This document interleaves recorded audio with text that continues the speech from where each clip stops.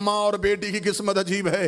ماں بھی دربار میں گئی, بیٹی بھی دربار میں گئی. ماں صحابی کے دربار میں, بیٹی شرابی کے دربار میں. ماں چند گھنٹے, بیٹی کئی گھنٹے. ماں کھلے ہاتھوں سے, بیٹی بدے ہاتھوں سے. ماں چادر پہن کے, بیٹی بغیر چادر کے. ماں بیٹوں کے ساتھ گئی, بیٹی بہنوں کے ساتھ گئی. مبلغ اعظم یہ جملہ پڑھتے پڑھتے مبلغ اعظم کی زبان سے جملہ نکلا.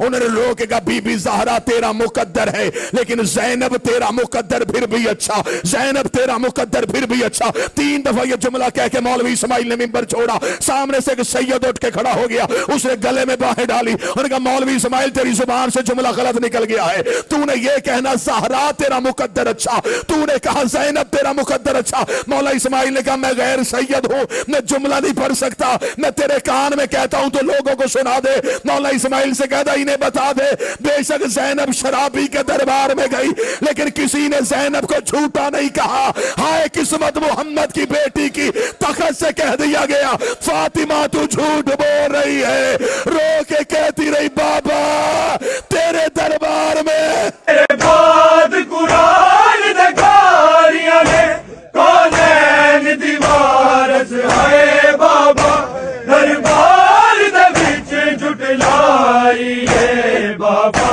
تیرے تخت تے بیٹھے ماسک نے تیری دربار بلائی